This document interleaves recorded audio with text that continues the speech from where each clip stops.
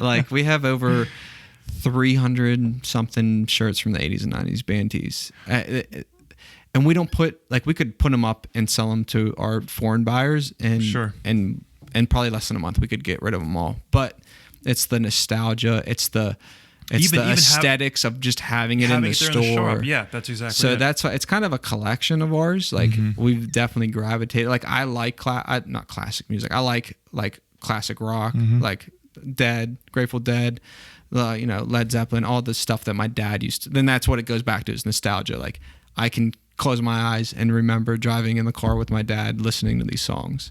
So that, like, band t-shirts really gravitate towards me, and the Harley shirts are more of Brendan's thing, but I can also appreciate the art that's on the Harley shirts as well. Sure. And the money. Is that so for some of your older clients, is that what you believe is their reason for purchase? Is like, okay, I went and saw this concert 30 years ago. I can't believe I'm now holding a t-shirt to a concert I was there. I need to buy this. I don't care what the price is. I need to buy this. 100%. And I think that's what plays into a lot of factors when people buy our stuff. Like, oh, there's that Steelers puffer jacket that I remember I had as a kid.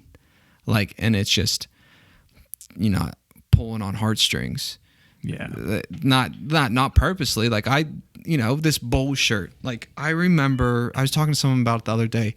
I remember sitting in the living room as a kid watching ESPN before school with my dad, watching Michael Jordan come out of retirement. Yeah. Like, wow. Just like goosebumps, like thinking about stuff like that. Yeah. So, it's just like remembering your childhood really is what it is. That's right. And it's fashion. It's the fashion trend and sure, everything like that. But yeah, it's so true, man. So I whenever you walked in, I saw that you had the is that what 91, 92? 91, 92. Yeah, I saw that, and even like so I'm sure you watched Last Dance. No, I actually haven't yet.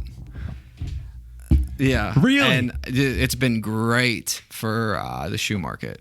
Oh, I'm sure. Like literally, specifically Jordans. Huh? Specifically Jordans or all the above? Specifically like any Jordan 1s to retros, anything. Yeah. And I think it was a mix of COVID and it coming out during that time and people being at home and have nothing else to do, just buying shoes online.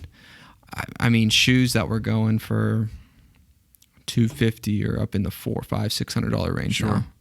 It's just supply and demand. That's great for you guys. Oh yeah. What's are shoes your best seller right now? Shoes? No, vintage tees. Last I looked, dollar wise, shoes. Yeah. But quantity wise, t-shirts and net profit t-shirts. Sure. Shoes are like if we were. Our margins on them are like if we were Walmart buying product. Like we're making 15 to 30% on shoes. Where with t-shirts, if we find them at one of our suppliers' warehouses, we're making 30 to 200x. Mm-hmm. So, which is great. Yeah. So buying a shirt for 100 and selling it for $6. That's right. That's right, like right. the thrill of the hunt. Like that's what that's right, I think man. That's like going back to like. The fire inside that burns me to keep doing what I do. I think that's always going to pull me back in. Yeah, for sure. Like in finding a new piece. Like we've been doing it for a while now. Like I've seen multiples of like decently rare shirts. Like at the second time around, it's not as great, but finding something that you've never, like that Cleveland Brown shirt that you just picked up, right? A shirt like that, like the all over print tees, like those are. Brendan's not a big fan of them. I love them. Right. You mean the look or the value of them, or both? The look. I could care. I had a rodeo shirt on yesterday that we picked up. Never been to a rodeo in my life. I don't like that kind of stuff. But just the graphic is just. I just think it's sweet. Yeah. I think it's a good look. So you've grown into a really healthy appreciation of vintage clothing. Yeah, for sure. That's it's cool. not like.